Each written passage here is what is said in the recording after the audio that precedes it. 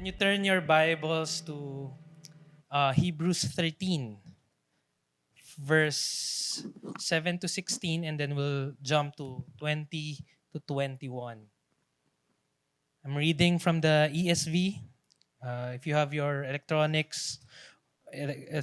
Bible or physical Bible, chapter 13, verse 7 to 16. Remember your leaders, those who spoke to you the word of God. Consider the outcome of their way of life and imitate their faith.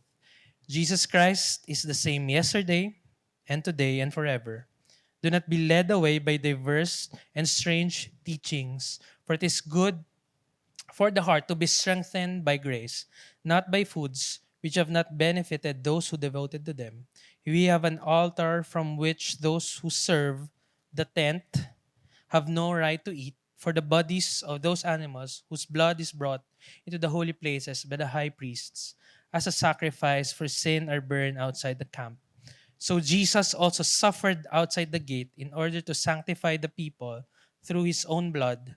Therefore, let us go to him outside the camp and bear the reproach he endured.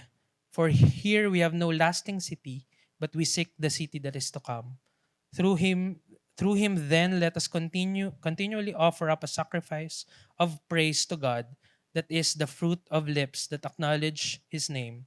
Do not neglect to do good and to share what you have, for such sacrifices are pleasing to God. And verse 20, now may the God of peace, who brought you again from the dead, our Lord Jesus, the great shepherd of the sheep, by the blood of the eternal covenant, equip you with everything good, that you may do his will, working in us that which is pleasing in his sight, through Jesus Christ. To him be glory forever and ever. Amen. Let's just be silent for a moment, just to and acknowledge the presence of the Holy Spirit in this place.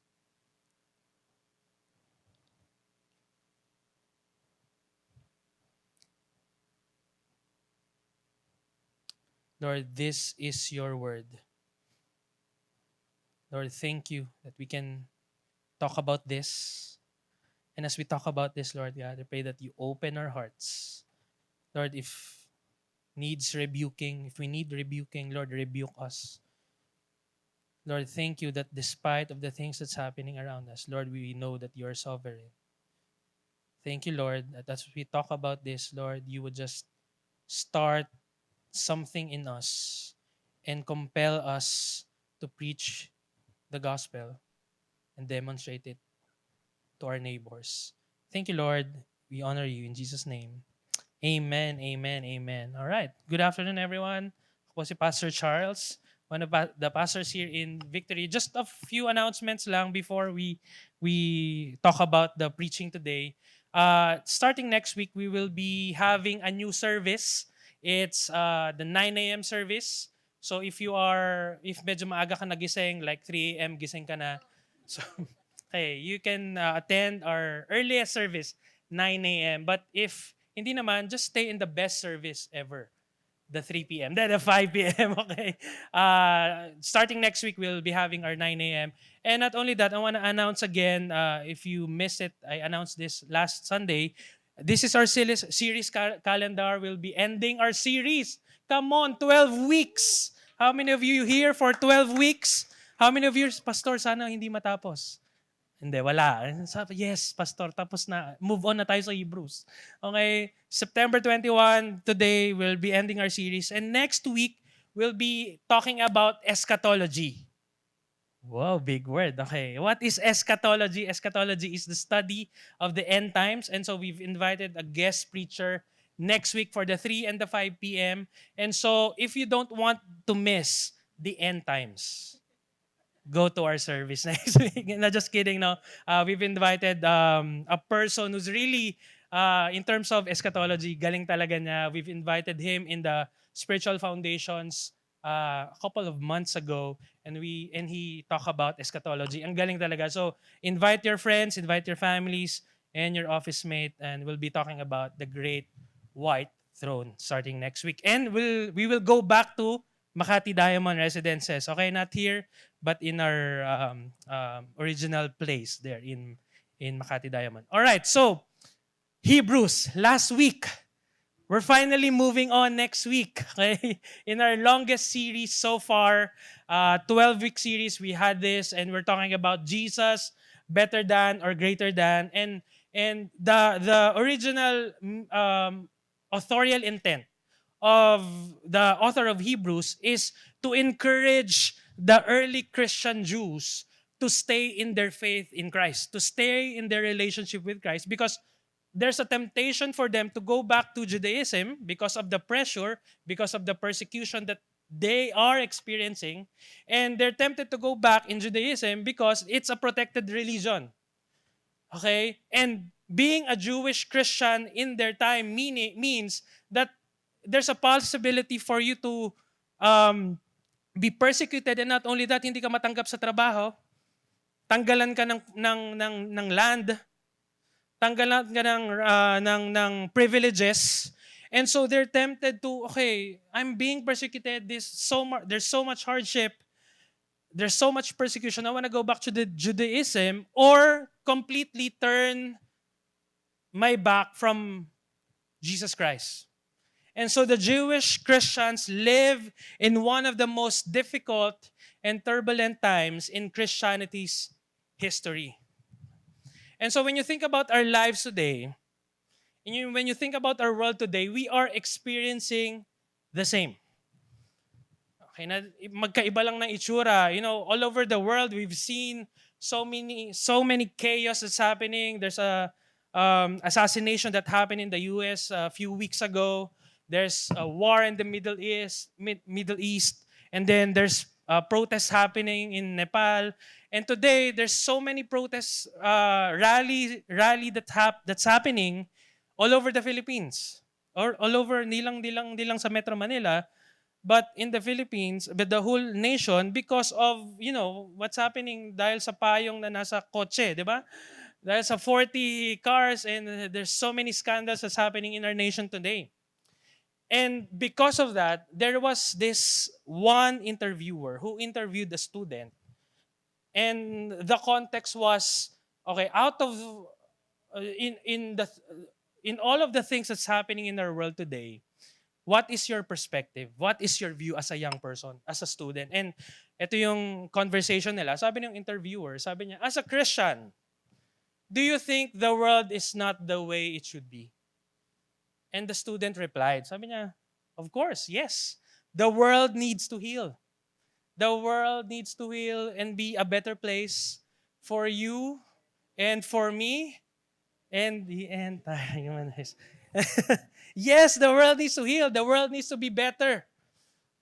And probably when this question is asked to you, probably you would say the same. Ba kung maayos lang yung Pilipinas, if the Philippines is good, the Philippines has a better leadership, then the world the world would be a better place. Then sinabi niya next question ng interviewer, sabi niya, as a Christian, do you believe that your life is not the way it should be? Sabi niya ng student, yes, I want a better life. And this question or this conversation has a presupposition that if the world were better, then my life would be better. That if the world is better, then my life would be better. Isn't that minsan motto nating mga Pilipino? If the Philippines have a better government system, if the Philippines have better trains, better highway systems, better things, then my life, the Filipino lives will be better. That's the presupposition of that question, of that conversation. But Hebrews 13 says, Hebrews 13 verse 14 says, for here we have no lasting city. And so he was talking to the Jewish Christians who were experiencing so much pressure and so much persecution and so much suffering. And then he said this, for here in this place, we have no lasting city. I like the NLT version. The NLT version says, for this world is not our permanent home. And so the Hebrew author was saying that we are all aliens in this world. Turn to the person seated next to you and tell that person, you are an alien. That this is not our permanent world. This, we have no lasting city. Actually, sabi ni C.S. Lewis in his book Mere Christianity, if I find myself a desire which no experience in this world can satisfy, the most probable explanation is that I was made for another world. C.S. Lewis, a great author, a great Christian, recognized this. That at the end of the day, we know that people chased for the best things, the better things in life, and yet only to find out, wait, this can't fulfill me. Wait, this is empty. And he said that the most probable explanation, if the world cannot satisfy me, is that I was made for another world. Because think about this. The world gets better and better, but it doesn't guarantee a better life. How many of you here, you've seen, there's a new iPhone. iPhone 17 Pro Max. Ay, ubos na yung kidney natin. Nung iba sa atin. How many of you here, you use ChatGPT? There's ChatGPT 5.0. How many of you here, you bought electric cars? The world gets better and better. But we know it doesn't guarantee a better life. We know that it will not give us a better life. And so Hebrews 13:14 says, but we seek the city that is to come. I like, again, the NLT version. For we are looking forward to a home yet to come. And he was encouraging them because they feel like they needed where they are, na gawin nilang, yun na yung home nila. Yun na yung gawing permanent home nila. But the Hebrew author was telling them, don't make it your permanent home. It's not gonna last. And you think about it, if we are all aliens in this world, could it be that the life we've always wanted isn't found here, but in a realm beyond this world? And so how do we live our Christian lives? Knowing and expecting and understanding that this, where you are, where we are right now in the Philippines, in Makati, in Mandaluyong, or wherever you live, how do we live our life as Christians with this idea that this is not our permanent home. This is just a temporary city God has for us.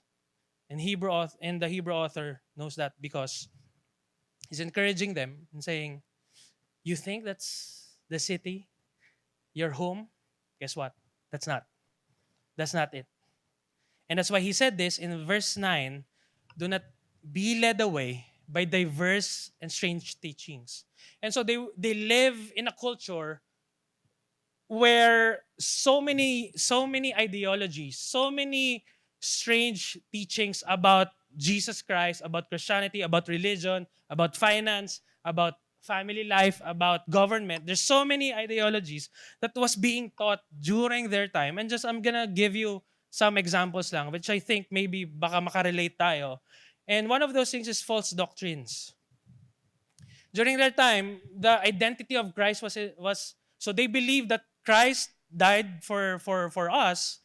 They believe in the existence of Jesus Christ, but they believe that Jesus Christ is just human. He's not God. Okay? So there's false doctrines during that time. And in today's time, there's also false doctrines. Okay? This doctrine seemingly on the onset or parang on the surface level, parang tama, parang masaya, parang okay. But when you think about it, when you study it, it's contrary to what the gospel of Jesus Christ says. So, example lang, no? Prosperity gospel. The belief that if we believe in Jesus Christ, if we attend church, if we are born again, then God would bless us. Then our lives will be prosperous. Kaya nga prosperity gospel.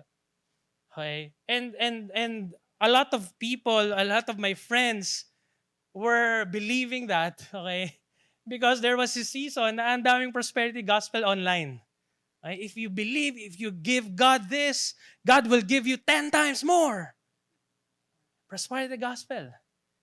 Okay? And so, the Hebrew author is saying, do not be led by those false doctrines. Specifically, prosperity gospel. No, wala nun sa Victory Makati. We believe, okay, that while Jesus wants us to be prosperous, Jesus wants us to have the things that we need and probably the things that we want, it's not the main thing. So whether God gives it or not, it's okay. Whether God gives you the desires of your heart or the desires of of material possessions, whether He gives it or not, then we're good. We're okay. We still love Him. Mahal pa rin natin siya. Diyos pa rin natin siya. We still follow Him despite of those things.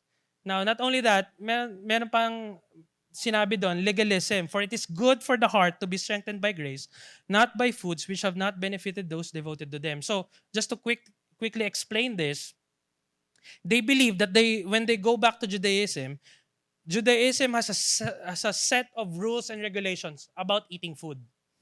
There are food that is unclean, considered unclean, and there are food that is considered clean. And so, they believe that when they eat the food that is clean, mas napapalapit sila kay Lord. And when they eat the food that is unclean, mas napapalayo sila kay Lord. And so you see that rules and regulations, doing the do's and the don'ts so that you can earn your relationship and you can earn the favor of God. And the Hebrew author was saying, do not be led by that, because they believe that when you offer foods to the gods during their time, the God would appease or the God would favor you. And so they are tempted to do that in Judaism and say na my relationship with the Lord would be okay, God would favor me if I'm gonna follow the set of rules and regulations. But you know what? How many of you here believe that the favor of God in us is not earned by the good works that we do? Okay? God has already favored us, period. God already loved us, period. Despite of us. And the Hebrew author was saying, don't be tempted. Don't think that your self-righteousness would earn the favor of God. And another thing is the mysticism or Gnosticism. One example of this in our world today is the law of attraction. I don't know if you heard that. The law of attraction states that our state of mind can control the outcome.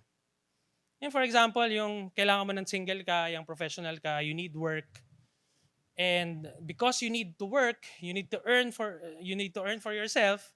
You'll go to your room, naniniwala ka sa law of attraction, then you'll sit inside your room and say, magkakatrabaho ako. Paano ako magkakatrabaho? Hindi ka nga nag-a-apply. Right, di ba? Or, my friend ako, sabi niya, I really believe matututo ako mag-drive. So, law of attraction, matututo ako mag-drive. In the first place, wala kang lisensya. In the first place, di ka nga nag-enroll sa driving school.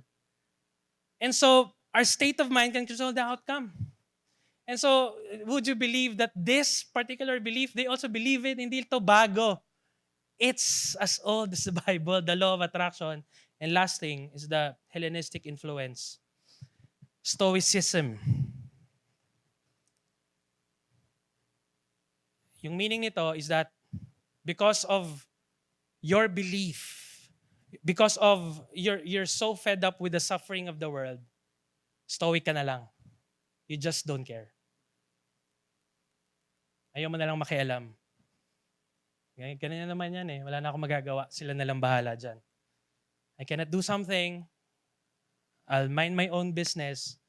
Bahala na si Lord. The Hebrew author says, since we have a citizenship higher than the citizenship that we have here on earth, since we are citizens of the kingdom of God, iba dapat tayo mag-isip. Hindi tayo dapat nalilid. Another example is this, no? Political views. Okay. Dilaw ka ba? Red ka ba? Green ka ba? And we can think about sino ba dapat umupo dyan? Sino ba dapat ang nagli-lead niyan? Sino ba dapat ang qualified sa ganyang trabaho? We can think about those things, but at the end of the day, we know na kahit sino umupo dyan, pag walang fear of God, pag walang Jesus Christ in that person's heart, that person can be corrupted as well. And so sabi doon, do not be led away by diverse and strange teachings. And how many of you here, because of the advancement of technology and the internet, social media and things like that, ang daming lumilipad, ang daming nag-a-appear sa feed natin. Seemingly, I'm the expert in relationships. Wow. I'm the expert in business. I'm the expert in finance.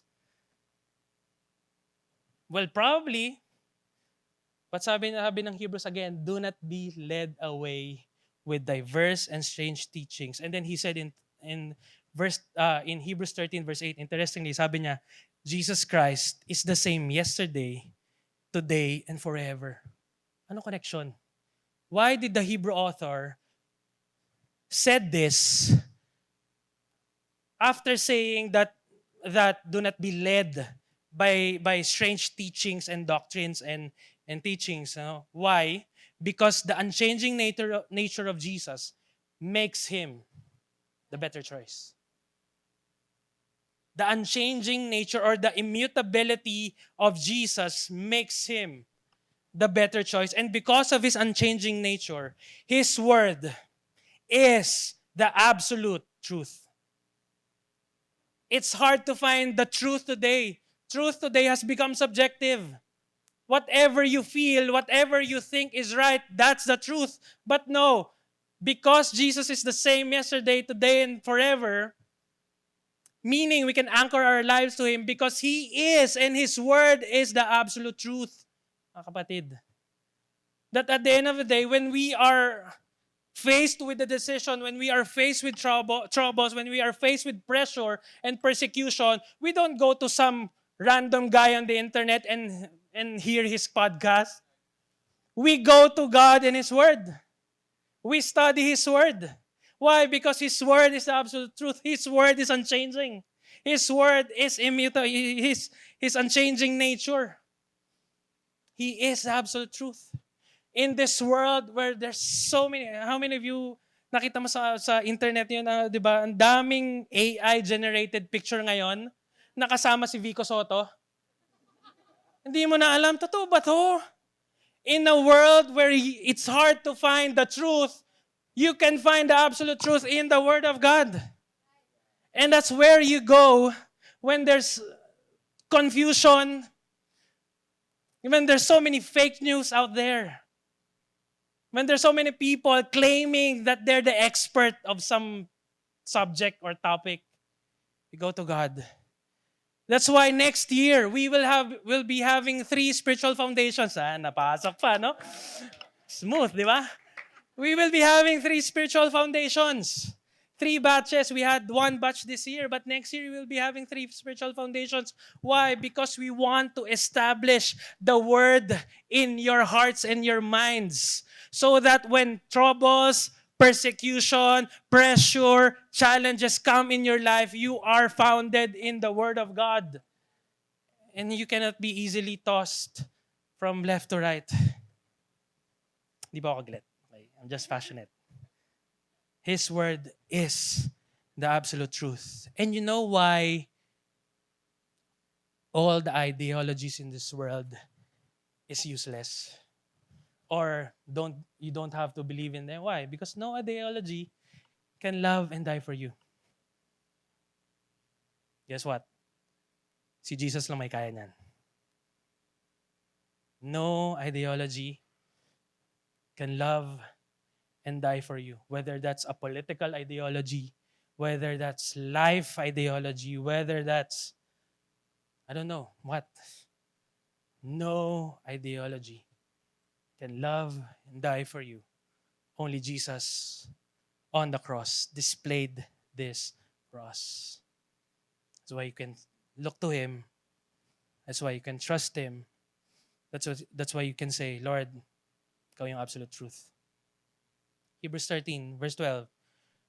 So Jesus also suffered outside the gate in order to sanctify the people through His own blood.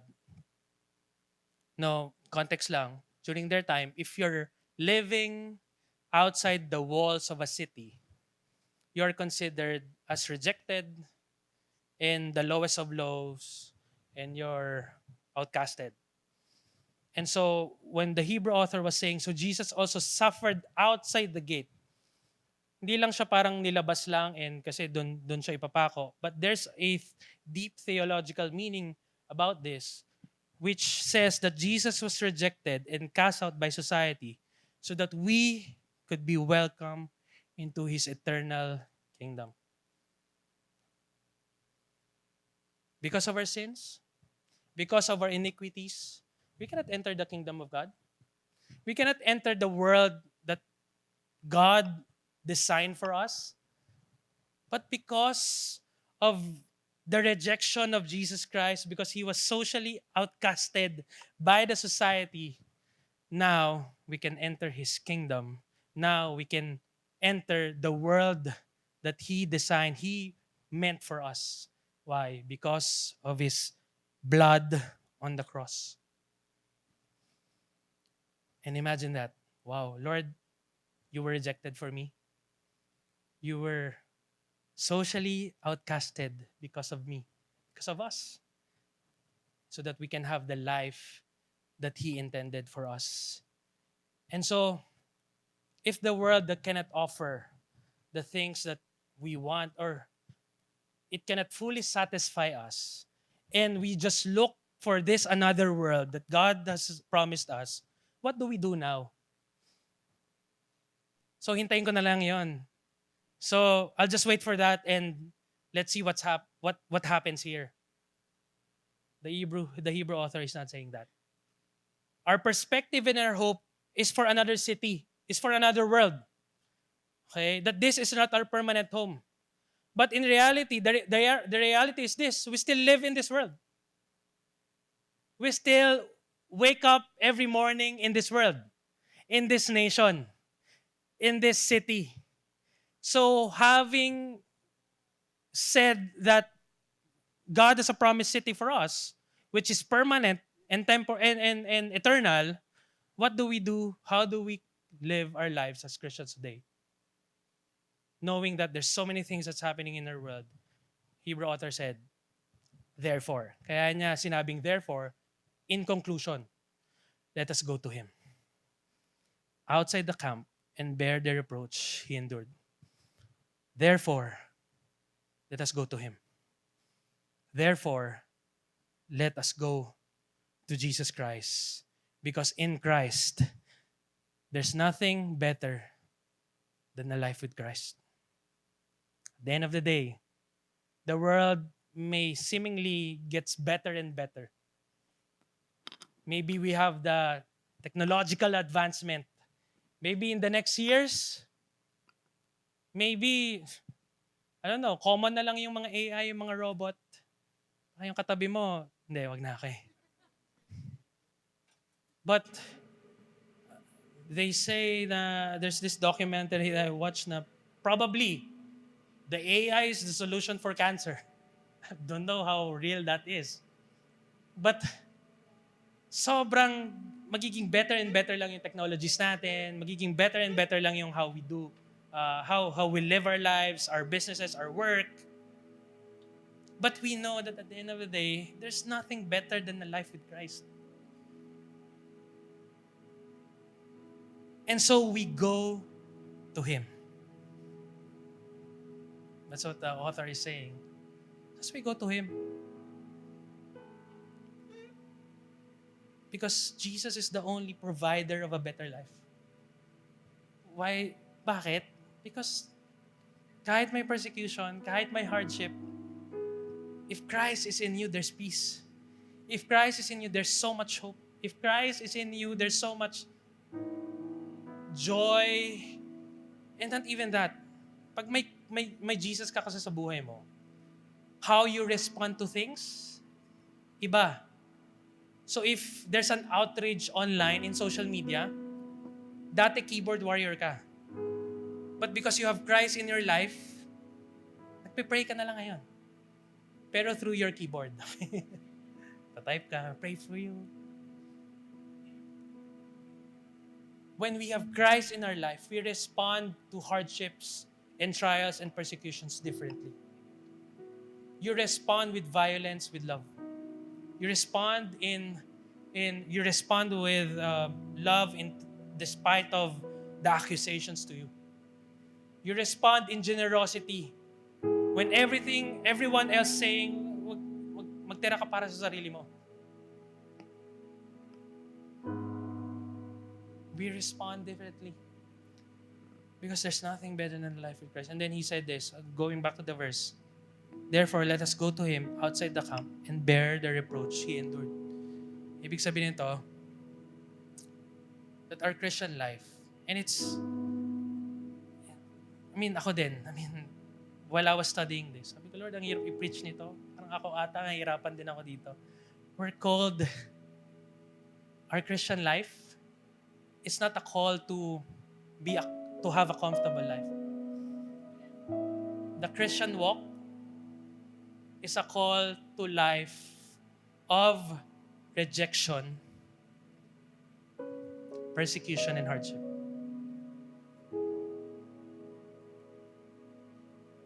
It's that. The Hebrew author is saying,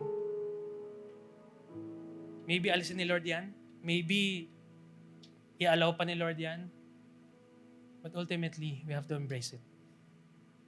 That the Christian life is not meant for us to just be comfortable and have a worldly view of a good life. But we're called to embrace rejection. How many of you na-reject ka na because of your faith? Na-reject ka na sa office, nalamang Christian ka, tinanggal ka na sa lahat ng GC, hindi ka na ni-invite sa lunch. Minamak ka pa, yan si Christian, no? Doon ka na lang, mag-Bible ka na lang. How many of you here, when you finally decided to follow Christ, maybe some of you, pati family mo, minamak ka, family mo, pinapersecute ka. That happens. Pero, Hebrews was saying, nauna na si Jesus. He experienced that. So that when we give our life to Him, He understands it. And He gives hope to us that despite of this persecutions and sufferings and pressures in life, we can move forward because we're looking forward to a new city. We're looking forward to a new world He has for us. Now, as He ends the book, this is what he said.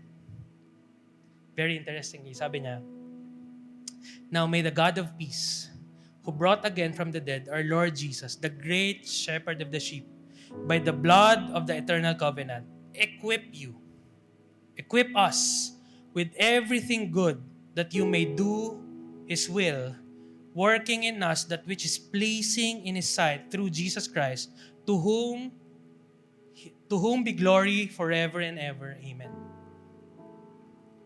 As we look forward to that world, as we look forward to that city, as we look forward to that home that God is promising, here's the thing.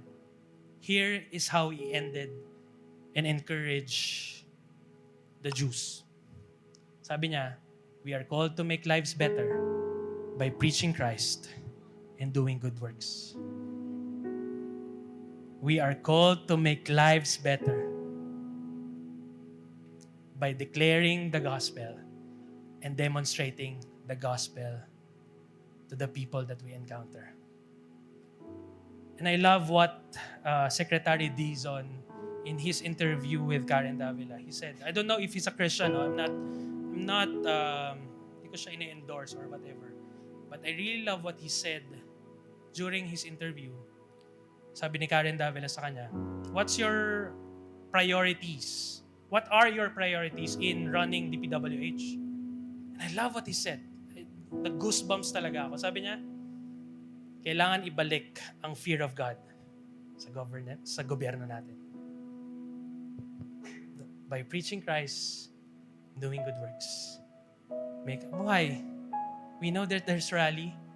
We know there's protest. And, may effect yun. May impact yan. We believe in that. If there's negative things that's happening in our nation, we protest. Okay, we voice out. Okay yan. But at the end of the day, it's just a moment. Bukas, tapos yan. And we will go on with our lives. Bukas, nandun pa rin yung mga corrupt.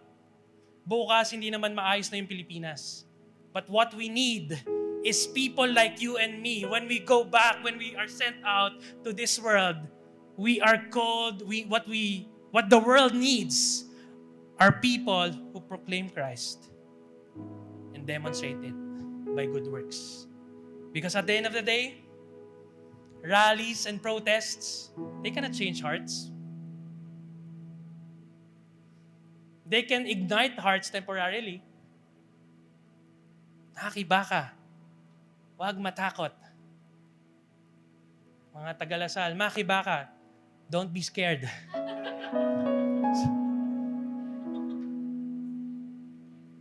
But at the end of the day, we know that only Jesus can transform the hearts, our hearts, and the hearts of our leaders. Fear of the Lord. Jesus Christ in our hearts. That's our solution. The question is, what else is better?